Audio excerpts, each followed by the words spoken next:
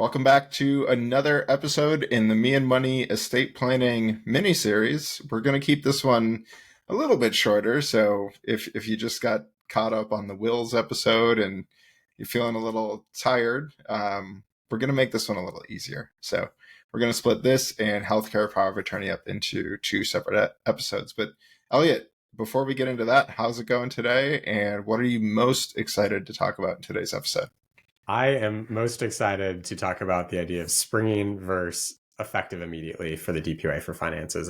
This is my favorite. I know this sounds weird, but this is my favorite estate planning document by far. Wow. And as you talked about, wills and trusts, you can get as complex as you want. These tend to be the menu is a short range. It's almost like we're going towards a pre-done dinner, and you just sort of select, do you want chicken, beef, or vegetarian? And then go from there. You can customize a little bit, but it's a lot easier to understand and talk about.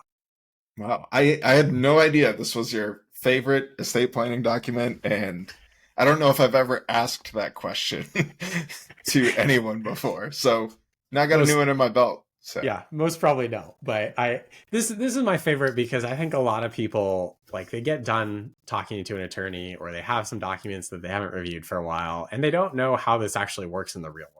And I like to talk about that a lot. Is there's the legal world of what we write down on paper, but how does it actually function when we get out to the wild, wild west? Does it work well? Does it work as we intended? We don't know.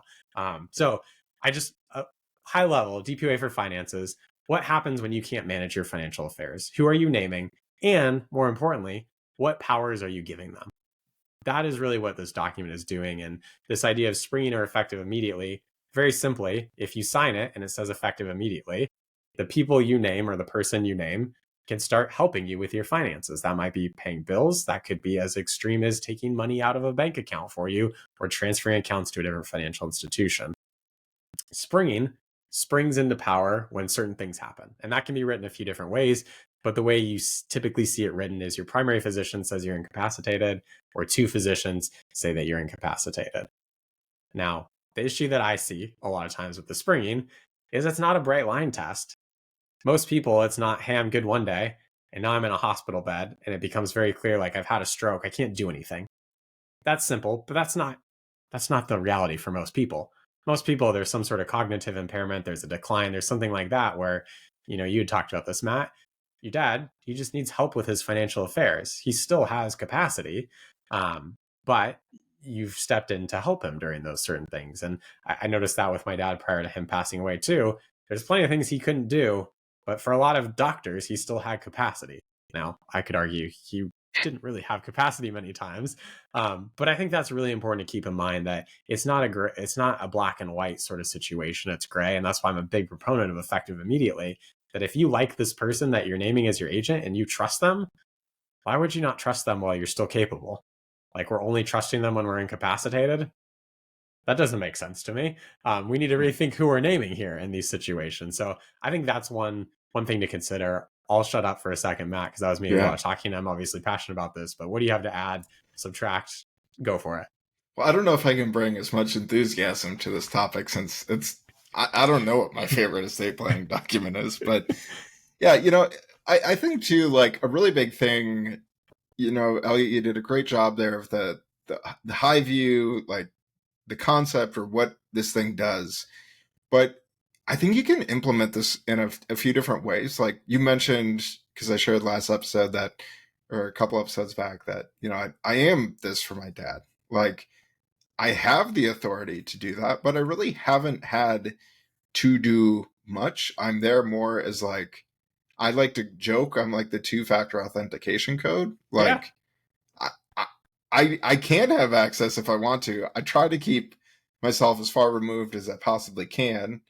But when things aren't making sense to me, then I can call the bank and be like, hey, I'm hearing this. Is there anything we need to do? The answer is usually no. So then we're good.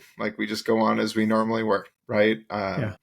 Or he's terrible at his online passwords and things like that. So it's just gotten to the point where it's easier for me to do some of that stuff for him. But then if I get locked out, I can't rely on him to do it. So it's just easier for me to circumvent him. So again, you don't have to think of this as like totally like giving up the keys to the vault, so to speak, but I think you can have some really good conversations with whoever you want in this role, or perhaps you're in this role with your parents, or someone else that you care for. And I think there's a very much a spectrum of how you can actually implement it. It doesn't have to be all or nothing.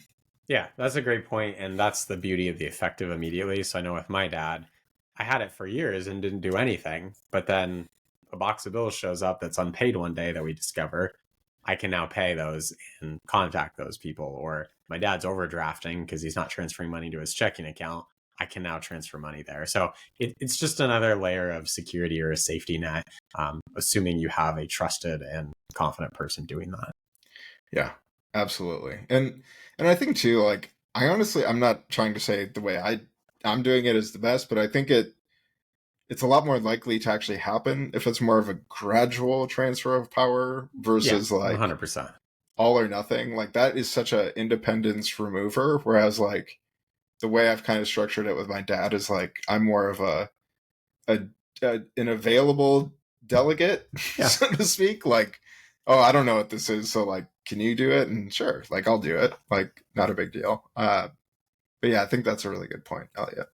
Yeah. Should we talk a little bit about sort of the powers that you can name in these documents and what we see and don't see sometimes? Yeah, I mean, you can really be like as specific or unspecific as you want in terms of like how you grant this. Like, there's almost every state form that I've come across. We'll come back to that in a second, but there's like this checklist of things. So like real estate, I think most of them go as far to say like bonds versus stocks or digital assets or things like that. Retirement accounts, you can initial whatever you want on that form to give access to. And again, I think that's the beauty.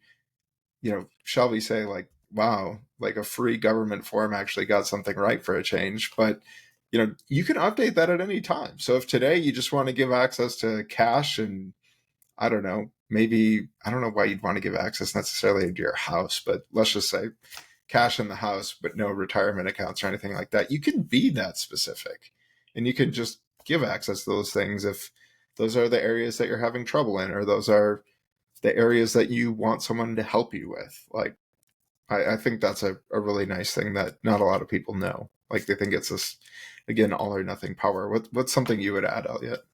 Um, I would just say I'm a big proponent of what I would call kitchen sink powers. Kitsis has a good article about this if you research it, and it's one of the few that I take an industry publication and actually suggest people read that aren't part of the industry. So if you search Kitsis kitchen sink DPOA powers, it should probably be the first link out there. Maybe we'll drop in the show notes as well. But Oh yeah. I like that because you never know what sort of power your agent's going to need. It might be something really simple or it might be something more complex. So something that I often talk with clients about is, can you change beneficiaries? That's a big one. And that seems like one that a lot of people don't want to give. The difficulty I've run into this in the real world is, let's say you have your assets spread out everywhere and you haven't done a good job consolidating them, and your agent takes over and wants to simplify life, and they want to open new accounts and just add beneficiaries that match your beneficiaries to other accounts. Well, if you don't name in your DPOA that they can change beneficiaries, they may not actually be able to apply any beneficiaries to the account, even if they match what's at the other financial institution. Mm-hmm. So there's something where it sounds intuitive, like, I don't want them to change my beneficiaries, but now we can't open new accounts and consolidate them. Yeah. I actually have a real world situation of that. I didn't see the power of attorney, but when my uncle passed away last year, they had put his son on the car title, but they forgot to add his name to the loan. So he couldn't pay off the loan. Like, and then they repoed the car. Like, Yeah. it's stuff like that. Like, again, you don't think about it until you can't do anything about it, Yeah. So beneficiaries are a big one. Making gifts that are consistent with your existing giving. So if you've been giving to charities, or you've been giving to your nephews or nieces or grandchild, and you've been doing that, and maybe you live in a state with an estate tax exemption amount that's pretty low, and maybe you're getting near the end of life, maybe your agent's trying to push money out of your estate to get below that or to reduce the amount that goes to the government at death, that can be helpful. But if you don't specifically outline what sort of gifts can be made, they may not have that option to do that. Same thing with digital assets. That's becoming more and more relevant. Of people have books that they've created or online content. Crypto may even fall into that. I'm not quite sure, but like, what are the digital assets that you own? Maybe it's just photos online somewhere. If it doesn't specifically name that, your agent may not be able to deal with that company and deal with those assets, which can be a challenge because they can be revenue producing or they can just be a memory type thing. Yeah, that or even like getting access to like a social media account or something like that. I my LinkedIn a couple of years back got hacked and I had to go get it notarized. I had to go get a notary to sign off to verify with LinkedIn that I was me. Like, good luck getting that if you don't own the account, right? Like, but yeah, that's a good one. And I've actually never run into this, Elliott, but I would assume you still need that for a tax return to be filed, right? So tax returns are their own deal. So the government has their own forms. They don't really accept DPWA for finances. They have specific forms, and each organization is a little bit different. We shouldn't even go there today. All that to say that if you're part of the VA system, IRS, whatever, they're going to have their own forms, and good luck navigating that. We could do a whole episode and nuances within that one. Death and taxes, we'll avoid those in the same episode. So best of luck to all of you listeners. No, I'm joking. We'll look into it. But yeah, I guess I'd turn it to you. Like, anything else you want to touch on for this episode? Everybody feels differently about this depending on how much power they want to give to a person. But let's say you do an effective immediately. I tend to like to give that person that document so they're prepared with it. So if something does happen, they're not trying to go through your house and being like, hey, where on the bookshelf is it? Is it in the safe? Is it somewhere else? I know other people who I don't want my person to have that, but I'll tell them where in the house it's located. So if something does happen to me, all they need to do is gain access to the house and then go apply that. So there's different ways to handle that. The last thing I would say is these tend to take time and are hard to get set up at financial institutions. So you think, hey, I went to the attorney, I went through all these steps, I paid this money, or I did my state form and I researched it. And now I go actually, like, my agent tries to apply this to the account. Sometimes it doesn't match exactly what their legal department wants, in which case you might have to have an attorney sue them for it to apply. Or if your person still has capacity, you might want to consider using their specific form. So oftentimes financial institutions have their specific DPWA form. And sometimes that's the route we go because that's just an easier thing. We know that's going to be accepted. You just want to make sure that's not running counter to anything that you've done with your own DPWA. So for example, if their DPWA allows you to do all these things and you limited it, you may not want to do their form. You may want to keep with that. So it's complicated out there. All that to say, it's not an instantaneous, I go take this to the bank and I'm on the account the same day. It's usually goes to a special department and takes time. So I just want to set that expectation for people out there listening. Yeah, some institutions too will allow you to do like a limited power of attorney as well. Or some, like I had this with my grandma, like they're like, no, we don't do that. Like, you can be a joint account owner with her. Like, just like, oh, well, we didn't really want to do that. So that's a bridge to be crossed later, I guess. But, it's just one of those things where definitely check with your institutions as to, what it is their steps are and what their processes are. And, for all the advertising we see to get new banks or new credit cards or this or that, like, this is, if they're going to be difficult, like, this is a really good time to reevaluate or find a better custodian or institution to help you with those things. Maybe that's something we should do a little research into as we go through this series. Like, what are some of the better institutions in dealing with this stuff? I don't know.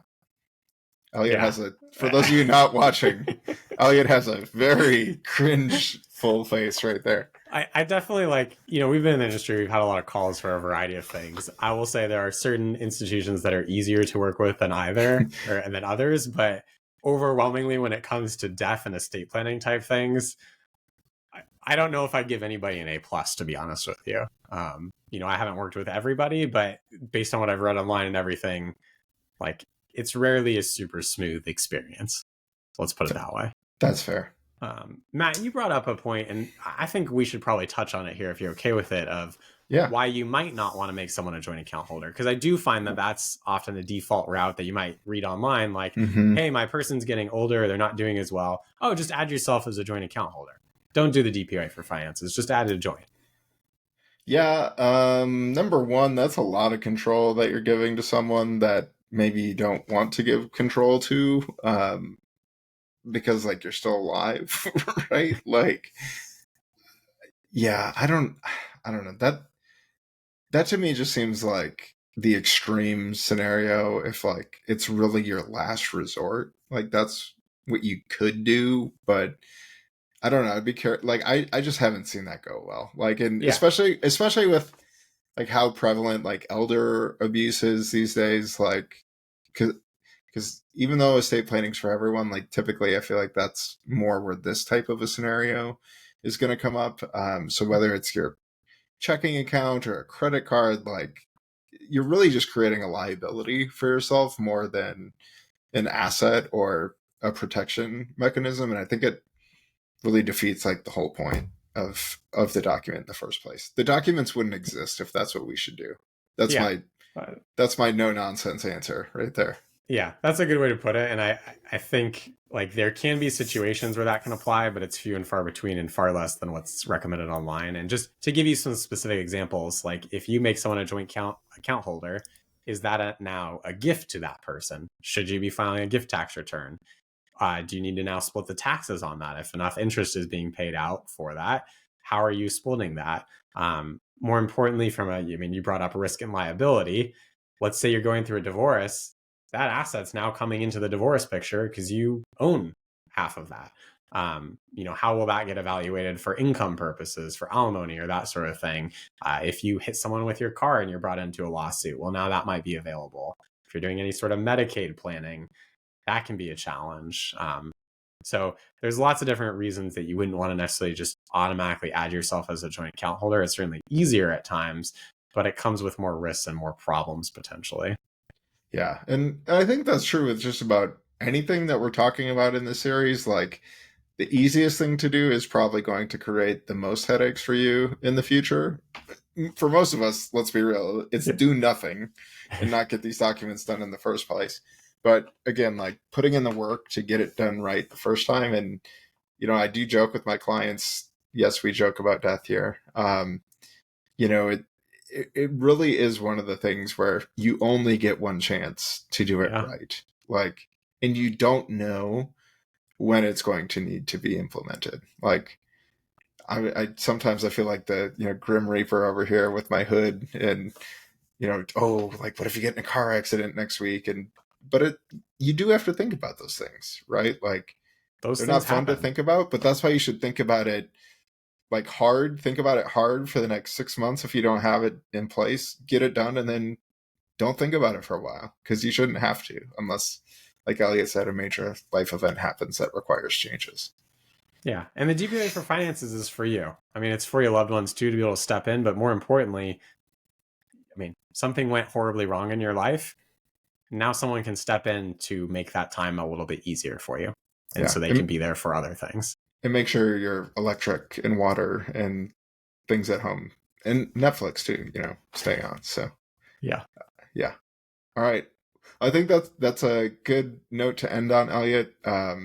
Sorry, the rest of the series won't be as exhilarating for you with this being your favorite one, but great conversation today, and thanks for your input. Thanks, Matt. You'll have to bring the energy for the healthcare. I don't know about that, but I'll try.